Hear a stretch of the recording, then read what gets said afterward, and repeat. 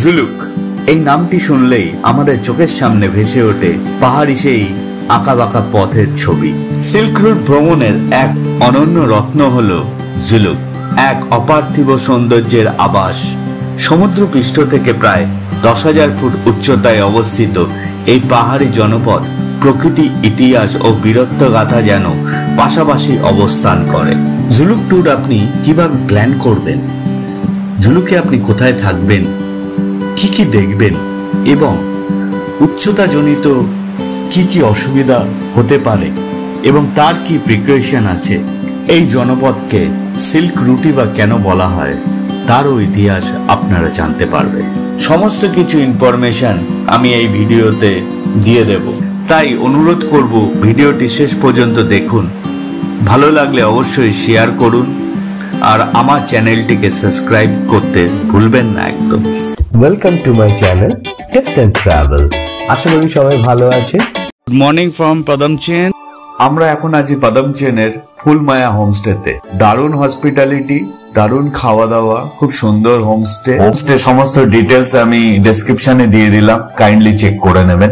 দেখুন আজকে সূর্য উঠেছে, বেশ সুন্দর।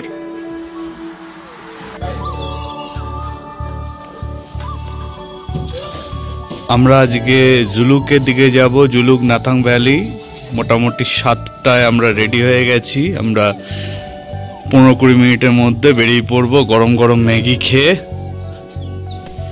সরু আঁকাবাঁকা পথ ধরে পাইন বনের মধ্যে দিয়ে আমরা এগোতে থাকলাম জুলুকের উদ্দেশ্যে।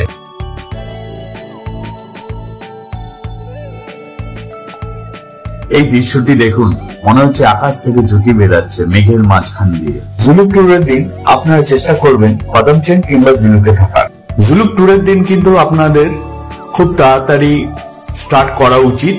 এখানে ওয়েদার খুব তাড়াতাড়ি চেঞ্জ হয়ে যায়। আমাদের ফ্রাইডে জুলুক যাওয়ার কথা ছিল, কিন্তু আমরা সেটা ওয়েদার ফোরকাস্ট দেখে স্যাটারডে করেছিলাম।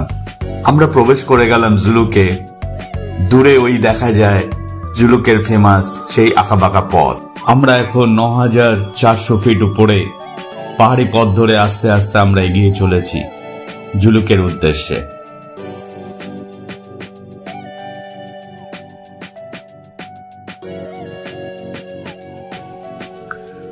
আমরা পৌঁছে গেলাম জুলুকের সেই অসাধারণ ভিউ পয়েন্টে, যেখান থেকে 30টির উপর হেয়ারপিন টার্ন দেখতে পাওয়া যায়।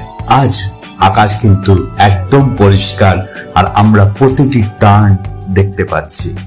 দেখ, অসাধারণ সিনিক বিউটি, মন ভরে যাচ্ছে। প্রচন্ড ঠান্ডাকে উপেক্ষা করে আমরা এই অপরূপ সৌন্দর্য উপভোগ করে চলেছি। জুলুকের জিগজ্যাগ রোড যেন প্রকৃতির ক্যানভাসে আঁকা এক অপূর্ব শিল্পকর্ম। পাহাড়ে বেয়ে ওঠা এই 32টি বাঁক যেন একটার পর একটা গল্প বলে যায়। মেঘ, রোদ আর হিমেল হাওয়ার স্পর্শে সেই বাঁকগুলো যেন হয়ে ওঠে আরো জাদুঘরী। সবুজ উপত্যকা ও শান্ত প্রকৃতি যেন মনকে ভরিয়ে দেয় এক অনন্ত প্রশস্তিতে।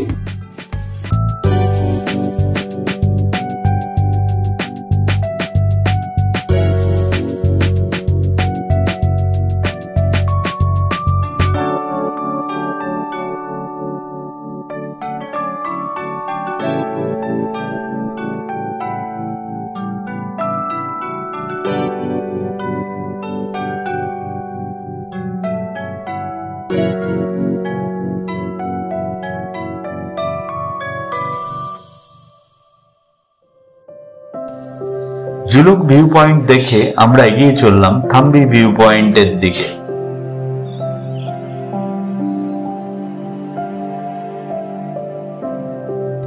কিছু দূর যাওয়ার পরে পথের দুই ধারে বরফের দেখা পেয়ে গেলাম। অপরূপ লাগছে এই রাস্তাটি, যেন কেউ সাদা রং করে দিয়েছে দুপাশ দিয়ে। আমাদের গাড়ি সিল্ক রুটের পেঁচানো পাহাড়ি রাস্তা ধরে উপরের দিকে উঠতে থাকলো। চারিপাশটা ধীরে ধীরে বরফে ঢেকে এক স্বপ্নময় রূপ নিচ্ছিল। রাস্তার দুই ধারে বরফের সারি আর মাঝখানে সরু পথ যেন এক বরফের ট্রেল তৈরি করেছে। অপরূপ সুন্দর প্রতিটি মুহূর্ত যেন এক নতুন ছবির ফ্রেম। এই সিল্ক রুট বা রেশম পথ শুধু এক পাহাড়ি পথ নয়, এ এক প্রাচীন রেশম পথ যার গায়ে লেগে আছে বহু বহু বছরের বাণিজ্য, সাহস আর সংস্কৃতির গল্প। সিকিমের এই রুটটি ছিল প্রাচীন সিল্ক রুটের একটি উপশাখা, যেটি তিব্বতের লাসা থেকে শুরু হয়ে ভারতের উপমহাদেশের পূর্ব প্রান্ত দিয়ে দক্ষিণ ও পশ্চিমে বিস্তৃত ছিল। এই পথে চীন থেকে রেশম, চা, চীনেমাটির বাসন আমদানি করা হতো, আর ভারত থেকে যেত মশলা, রত্ন, তুলো ও হস্তশিল্প। এই রুট শুধু বাণিজ্যের পথ ছিল না, বরং ছিল এক সাংস্কৃতিক মেলবন্ধনের পথ, যার মাধ্যমে বৌদ্ধ ধর্ম, শিল্পকলা ও নানা ভাষা ছড়িয়ে পড়েছিল দূর দূরান্তে। এই পথই আমাদের পূর্ব ভারতের প্রাচীন বন্দর তাম্রলিপ্তর সঙ্গেও যুক্ত ছিল। তাম্রলিপ্ত হল আজকের তমলুক বা হলদিয়া বন্দর। আমরা পৌঁছে গেলাম থাম্বি ভিউ পয়েন্ট। আমরা এখন 11,200 ফুট উপরে। কি অপূর্ব সৌন্দর্য এই পাহাড়ের!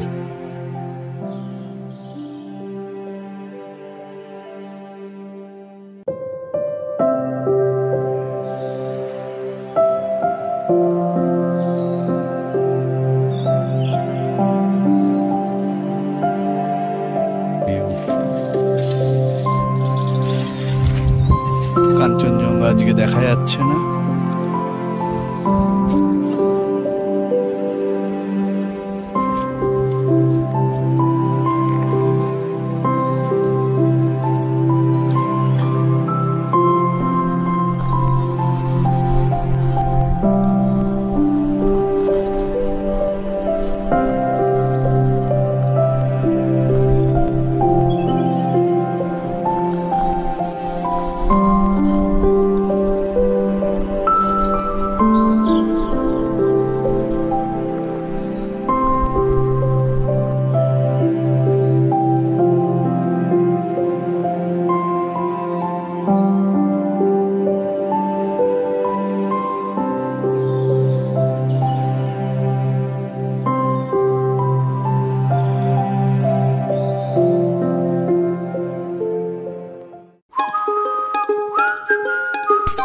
বাচ্চারা বরফ নিয়ে খেলায় মেতে উঠল। দেখুন কি মজার দৃশ্য!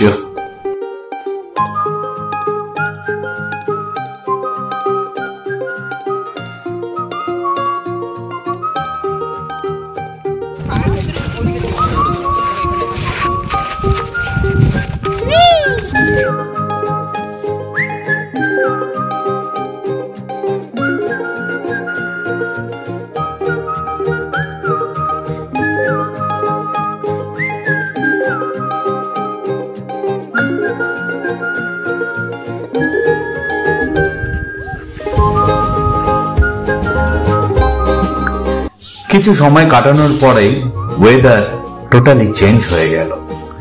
মেঘ আসতে থাকলো, কোথা থেকে আসতে থাকলো আমরা জানি না। মেঘে সম্পূর্ণ জিগজ্যাগ রোড অদৃশ্য হয়ে গেল।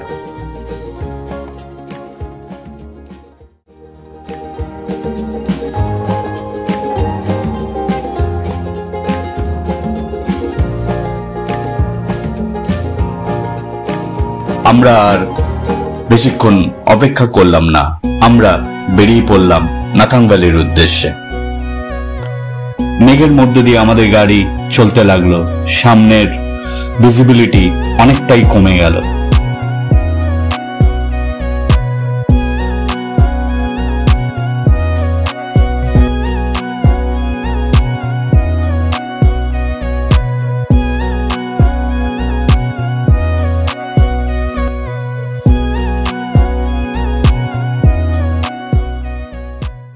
পৌঁছে গেলাম নাথাং ভ্যালিতে। জাস্ট ভিউটা দেখুন, সাদা সাদা নাথাং ভ্যালি, 12,400 ফিট উপরে। আমরা এখন নাথাং ভ্যালিতে নামছি। ও আইসল্যান্ডে আমরা আছি।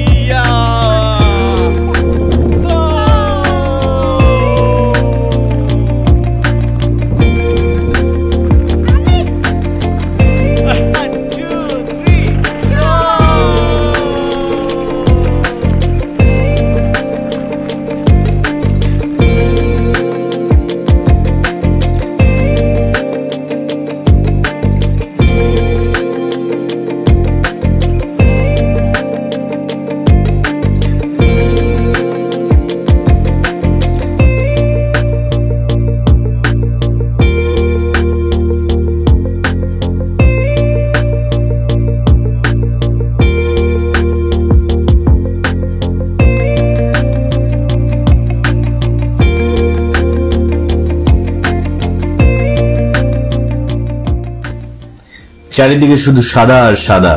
আমরা যেন চলে এলাম বরফের দেশে।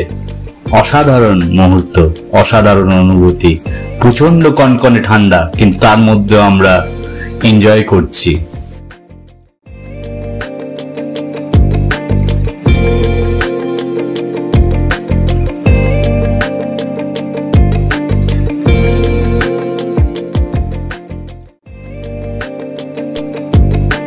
ছেলে আনন্দে শুয়ে পড়লো বরফে এবং উল্টো হয়ে সাঁতার কাটতে আরম্ভ করলো। কি অসাধারণ লাগছে দেখতে, কি মজার। নাথাং ভ্যালির পর আমরা এগিয়ে চললাম কুপুপ লেকের দিকে। একে এলিফ্যান্ট লেকও বলা হয়।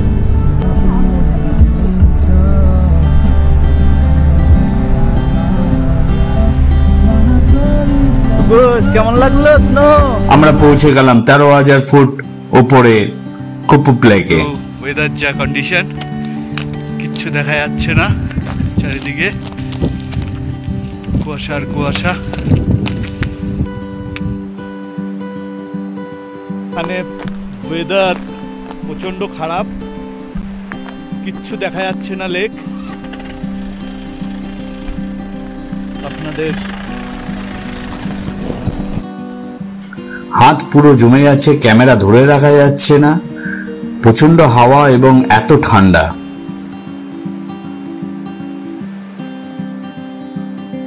ড্রাইভার দা বললেন এই সাইডটা লেক আছে, কিন্তু কোন জায়গাটা লেক আছে কিছুই আমরা বুঝতে পারলাম না, কিছুই আমাদের বোধগম্য হলো না।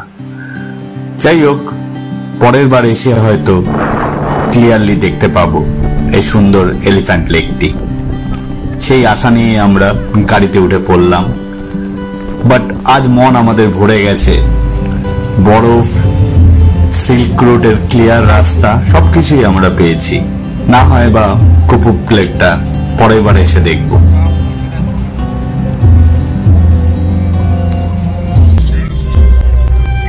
13,000 ফিট উচ্চতায় আমরা পৌঁছে গেলাম বাবা মন্দিরে। এটি উৎসর্গ করা হয়েছে ভারতীয় সেনাবাহিনীর এক বীর সৈনিক হরভজন সিং এর প্রতি। 1968 সালের কথা। নাথুলা পাসের কাছে কর্তব্যরত ছিলেন সিপাহী হরভজন সিং। একদিন টহলের সময় তিনি নিখোঁজ হন। পরে জানা যায় তিনি বরফ ঢাকা খাদে পড়ে যান। কাহিনীটি এখানেই থেমে থাকেনি। বিশ্বাস করা হয় মৃত্যুর পরেও হরভজন সিং এর আত্মা তার পোস্ট ছেড়ে যাননি। সহযোদ্ধারা জানান তিনি স্বপ্নে এসে সতর্ক করে যান সবাইকে। বিপদের পূর্বাভাসও তিনি দিয়ে যান। সেনাবাহিনীর বিশ্বাস ও সম্মানে তার নামে নির্মিত করা হয় এই মন্দির।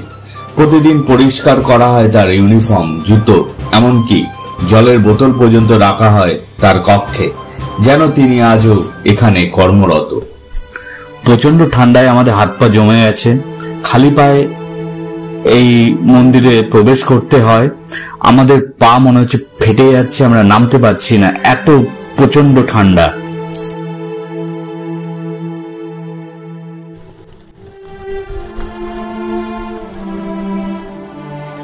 স্নোফল হচ্ছে। এই প্রতিকূল পরিবেশের মধ্যে আমাদের ইন্ডিয়ান আর্মি অনবরত লাগাতার দিনের পর দিন আমাদের সুরক্ষায় তারা পাহারা দিয়ে চলেছেন। সত্যি তাদের জন্য হ্যাটস আপ।